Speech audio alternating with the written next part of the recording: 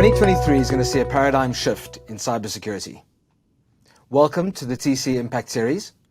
Very, very welcome today. I'm James Erasmus, and I very much look forward to today's conversation. I'm honored to have in the studio today Fallon Steyn. Fallon's the Regional Manager for Sales of Middle East and Africa for Next DLP. Thank you very much for joining us. Thank you for having me. She's also joined online by her colleague, Troy Gabel, who's in Kentucky at the moment. Big one. He's in Kansas City. Thank you. And Troy is the Chief Revenue Officer for Next DLP. And also, Jayson O'Reilly, thank you very much for joining us. Jayson's the Managing Director of CYBER1. CYBER1 Solutions is a company that's absolutely focused on the integrity of data and ensuring the protection of data from internal and external threats. And I think this topic is often spoken about. And it's a topic that we all realize is critically aligned to all of our key performance indicators and our business's success.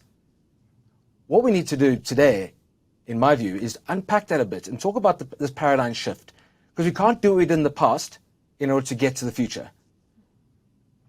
And I have a little bit of a metaphor in my mind, and that is one of a chessboard. I sometimes feel as if business and technology, or business and security, compete a bit, as if they're on opposite sides of that chessboard. Today we're going to talk about the paradigm shift of turning that chessboard into a three-dimensional, all-sided affair where everybody has some engagement in both sides of the board.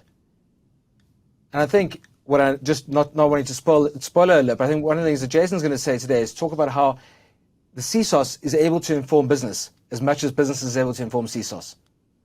So let's kick it off there. Jayson, thanks very much for joining us. What we did see probably in 2022 is a huge paradigm shift in, you called them the CSOS, which I like, where effectively a lot of the C-suite in the security space, got a seat at the table because there were a number of breaches and data loss and third-party risk loss and everything else that goes along with that. But really what started happening was the connection with business and how do we help business come along. The CISOs that won were the ones that were able to speak the business language and help the business understand what the risk is to the business, how do you quantify the risk, and then most importantly, what are those solutions that minimize the risk. So risk was a really, really good topic. However, one of the things that we really have seen is there is still, you speak about the chessboard, and I think about how many pieces are on a chessboard and how siloed each of those chess players and pieces are. That is still a very, very big challenge in many organizations, and trying to bring people along just only adds to that complexity. And those are some of the critical challenges and the things that adversaries love.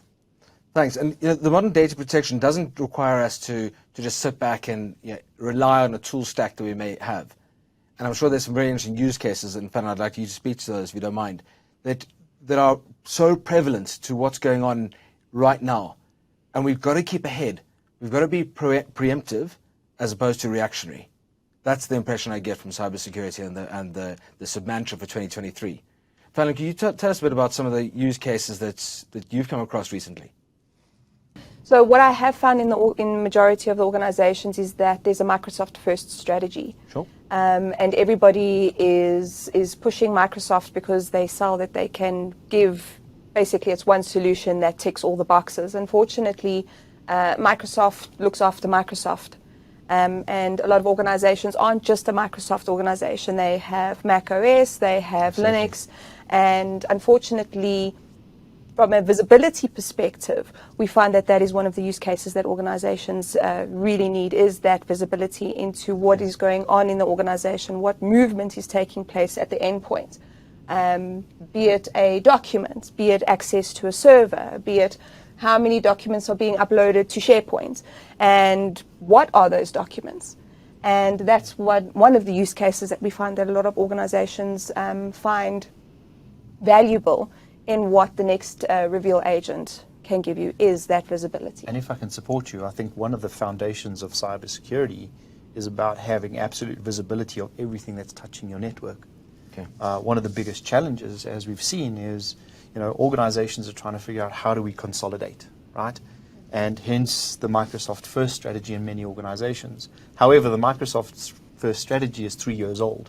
They started that 3 years ago. So what we're finding now is we've got a risk-first strategy. How do we embed or integrate with Microsoft and then deliver better value to the business? And that's how we've seen the conversation change. And where, when we look at how we're working with customers around Next, it's about how do we bring that operational efficiency versus all the other complexities around classification and assets and users and data and where's data created. Whereas here we're really just talking about, well, let's give the business visibility, and then let's start asking them questions about how would they like us to treat that. And brilliant. I think what you talk about visibility, and you mentioned transparency. Troy, if I could ask you a bit about this collaboration piece. I understand that in Next DLP are a technical partner to CYBER1, and I understand that there's a very valuable engagement there. How does that collaboration the two of you have as partners bring to bear in the industry and in individual businesses that you both engage with? Yeah, sure. Thanks for that. So when you talk about Next and the technology that we've created, we are taking a modern approach to it. So the traditional use cases that the traditional data protection solutions have created don't work in the modern world. They don't give you insight into what's happening inside your Slacks and your Teams of the world. And the modern use cases, they're not built cloud first, SaaS driven, right? They're on-prem legacy systems built for on-prem email and USB controls. And I think we've taken the shift into this cloud first, risk first approach. And then through technology, and I know we'll get to the paradigm shift around not just solving the technology problem and the people problem, but focusing on the technology for a second, we've wrapped this concept of machine learning and AI around the ability to say, not only do we have this wonderful visibility, but we didn't stop there. We're taking all of that visibility to understand, maybe Jayson's keystroke patterns and applications that he's using and the different things that he's doing with his machine and his behavior, and then understanding after a couple of weeks what normal is, and then bringing that to a higher level, bringing that up the ladder. But again, we stop right there. Our partnership with CYBER1 then allows them to bring in and do a lot of digital transformation and governance process and all of the things that as a technology provider, we get to a certain point and then we can only go so far. We're not walking the halls every day inside the corporations of South Africa. And Fallon, unfortunately, is single-threaded. So when you put it around all of these things, you start to get the complete package, right? They build the stack against other solutions, not just endpoint data protection solutions. I love that. And again, I'm sorry to go back to it. I keep thinking about the chessboard.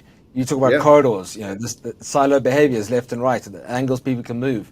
And I think the business needs to understand very, very clearly what they're trying to achieve and align that mission and their goals with security, as opposed to expect security to prop them up when it's too late. So anticipate the behavior, and that's actually a very important part of chess, isn't it? Yes. And there's another critical aspect is we spoke about it in our preliminary conversation around where customers need to feel confident in order to prevent. They need to know you're not making a business process. They need to know that you're not going to introduce more risk into the conversation.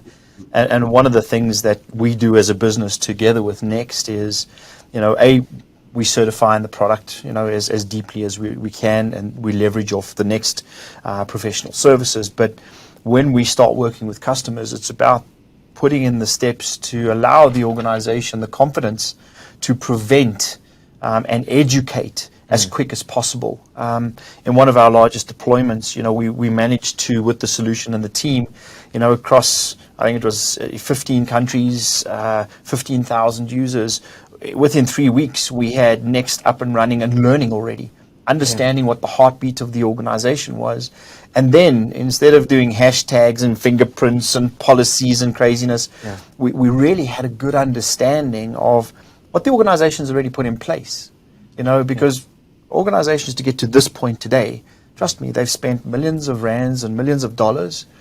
They've got thousands of processes. And the user just wants to do their job, whether at home or anywhere. And what Next really brings to the equation is just do your job. And as you infringe against policies, we can educate at that time, and then you can ask for permission. We don't want to stop you from doing what you do. And that integration brings AI and machine learning to the very clear forefront, which is what we orchestrate, because we have to augment. We can't, if you look at how the adversaries are attacking organizations today, it's automated. They're using ChatGPT, they're using, AI and ML, and all the buzzwords that we know. But the reality is putting more people behind screens to look for anomalies is not going to work. But putting the right people behind the right screens. Looking at the right information. That's right. Correct. Absolutely. And something I'd like to chat to Fallon about a bit is about relationships. The relationships of individuals in an organization, the relationship with third parties, and the relationship with your customer. Yep. The more transparent you can be about that and align accurately, align to the business's needs, but also align to the risks that are out there. Correct. Bring everyone along on that journey seems to be the mantra that CYBER1 and Next are promoting. Oh, absolutely. What are some of the things you've seen in industries that have helped build that relationship, especially between business and security? Oh, it goes back to transparency and understanding and that visibility in the organization. And, companies, people all want to achieve the same thing. Nobody wants to be hit with ransomware or have their data, leaked into, cyberspace. And I think once everybody understands that they both want to protect and look after, then they have the, similar goals. And once business has that contextual visibility that security is giving them, they're speaking that business language. Okay. They understand HR has access to a financial server. Why do they have access? Okay, we need to stop that. Flag it. Flag it. Yeah. Or is there somebody in HR that needs access to that financial system? And then that's where I believe where business and security will have that, that's... So I think the relationship also leads to, and I'll come to you in a second there, Troy, thank you. No worries. The relationship also builds trust. Yes. And trust internally is going to create less of a them versus us. Yes. It's also going to build trust in the systems that are in place because they've been put in place by the people who have your best interests at heart. And I think, if you don't mind me coming to you now, Troy, Next has a number of different ways in which it engages the end user, quite specifically building them and bringing them along on that journey, as opposed to the stick exercise. Yeah, 100%. I was going to add to Fallon's, that is the root of when we talk about the paradigm shift, everybody's been focused on the technology for so long that they keep trying to fix it through technology. The paradigm shift that we've been able to uncover and solve for is a people-to-people relationship. It is the ability for the technology on behalf of security organizations to interoperate with that end user to help guide the end user through proper business practice at the point of risk. So think about all the money that's being spent in cybersecurity awareness trainings and those kinds of things.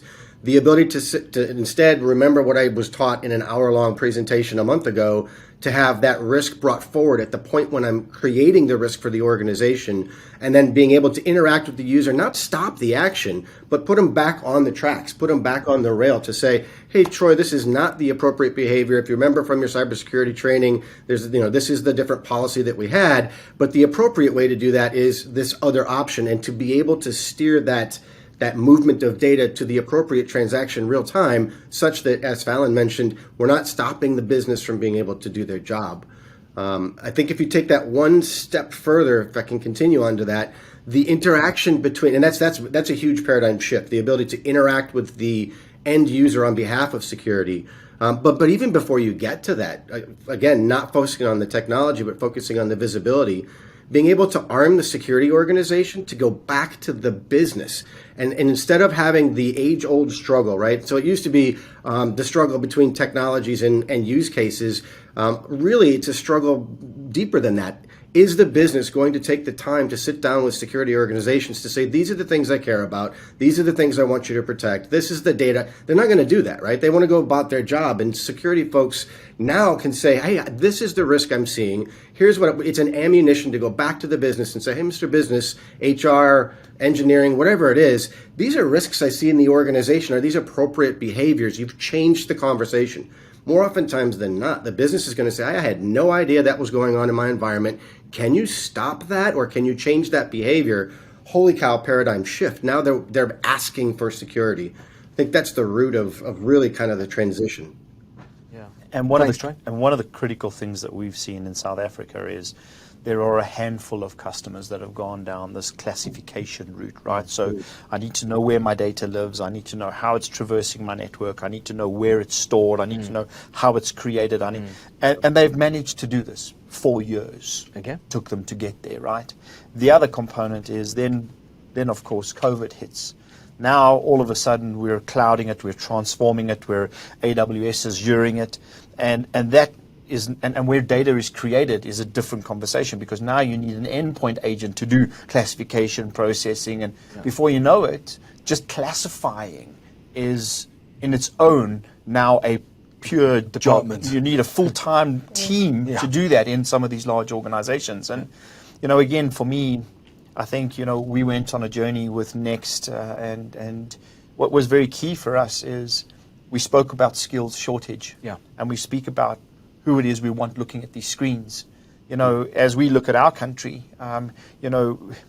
we are struggling in a skills space to bring those coming out of university into our arena.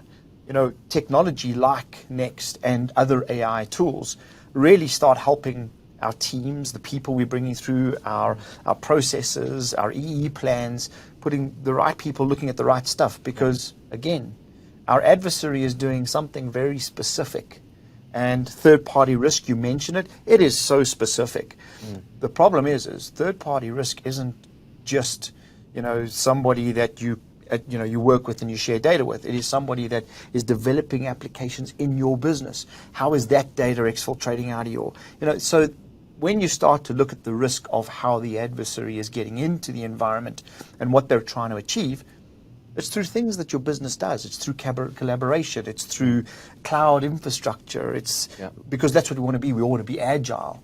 And when you look at behavioral and also how we're trying to bring the skills into the equation, we've got to get people looking at the needle in the haystack and then working on the needle in the haystack to help the business change its processes. And it's very difficult to do that without technology and without a level of consulting, because I think that's what CISOs became. They sat at the board table, they went, okay, well, if you can help me in finance and you can help me, and everybody got around the table and tried to kumbaya it and say, well, okay, well, in order for us to address this governance problem, George, you have to do that, and Pam, you have to do that. And before you came together, nothing was ever achieved. Customers bought technologies to monitor. Nobody bought technologies to prevent. Just in case. Let's tick the box, Mr. Auditor, we're doing stuff. So that change in mindset is also something that positions the security as an enabler. And what I'm hearing, and Fallon, there are a lot of things that are changing in the way in which people are engaging security, and especially cybersecurity. What if I'm listening to this podcast and I'm not quite sure if I'm too late to start, or I'm already down a rabbit hole, I need to keep digging? Where's a good place to start, irrespective of where one is on this journey? There's no perfect time in the present. I don't think it matters where you are in your DLP journey. The technology is just it's been developed in such a way that you can be halfway through your data classification or nowhere in your data classification. And that's just, I mean, we've come across many companies that have been in these situations. So that's very reassuring, because I think there's a different mindset. I've used that word a few times, and we all need to sometimes just take a deep breath and think before acting. Yeah, and I think one of the things that we see a lot of, and which is quite interesting for me, right, is as risk professionals, because CISOs are risk professionals, and we should be risk professionals, and that should be part of our language, because that's what business speaks. Is a lot of the time we don't assess our risk. Believe it or not. We know there's a risk because the market's talking about it. Trends, right? We all see now, it's this time of the year, there are 1,000 trends. These 5 things are the things you've got to watch out for. The challenge is, and as we've seen, like with Next and other technologies we do, is we walk into a customer's environment, we say, let's help you assess whether or not this is a concern for your business. Let's give you that visibility. Let's help you understand what this new thing can do for you. And you won't believe it. 9 times out of 10, you met with some resistance. Because it's actually sometimes better not to know. You see, so I can tick my box with what I've always done, which we do see regularly. I've got my DLP tool. I'm fingerprinting. I'm hashtagging. I'm policying. I'm happy, right? And that's fine. However, when you look at what the adversary is doing, is saying, I'm happy with you doing that, but here are the other 10 attributes that you're not looking at. That's the back door wide open. And then they go, oh, I can't believe it. There is no silver bullet, because that's a nice term in our world, right? However, again, not saying that Next is going to solve your data exfiltration challenges by itself, but what you do enable is your user community and how they transact in your data. Love that. And that's what you want. You want that user to be able to do their job. You want to represent to them what their policies can tell them. I'm that user. I often tell my technical team is, I am that user. So if I can use this technology and it can speak to me and enable me, then you know what? I believe we've got something that will enable the business, prevent the exploitation, ask the question, and then allow my business to make the decision as to whether that file, folder, newly created document, which is associated to HR, all those areas which already I've classified through my Active Directory system, I can now prevent. And again, if you don't want to prevent immediately, then ask for permission to send it out. And somebody can review it and somebody can get it done. But it all happens because that's how the technology is enabled. And for us, again, technology is an enabler, and cybersecurity should be an enabler. We shouldn't be sitting in the room going, you can't do that. And I think we're past that now, especially with transformation happening. Good. And I think repositioning the role of security is what we're really talking about here, and that's the paradigm shift, looking at the chessboard from different angles. Yep. And Troy, communication, acting, leadership, those are definitely some of the things that I recognize as enablers of Next. Would you like to give us some closing comments? Yeah, sure, perfect. I think if you stop and think about how difficult it has been and how difficult it doesn't need to be, right? When I stop and think about what we're really doing, we've created a technology that is easy to use and easy to consume. You don't have to be a rocket scientist to understand. There's some automation, there's some magic that happens, and I'm not a super technical guy with the machine learning that makes it very rich in data for me to consume. So it's simple to consume, and it is beneficial to the business. It's not just about blocking USBs and can I see inside email. It's not about it's lifting it up to solve business problems around communication between the business units, understanding where my risk is inside the organization. What's an acceptable level of risk for my organization? I think those are the things that we've tried to really bring forward and make simple through a really unique way of approaching it, a different way of approaching data protection. Super. And I think the market needs it. Security needs it. And I really look forward to 2023 being a year of us all feeling and being a lot more secure. Thank you very much. Thank you, Fallon. Thank you, Jayson. Thank you, Troy. Thank you so much for your time today. From me, James Erasmus, of the TCS Impact Series, thank you very, very much indeed. And thank you to our listeners. You can catch this podcast on most of your favorite channels, but especially on our website, from which you can gain all sorts of other interesting information and contact details and more information about this wonderful work that's been done in the cybersecurity space. So thank you for your time. Enjoy the rest of your day. Thank you.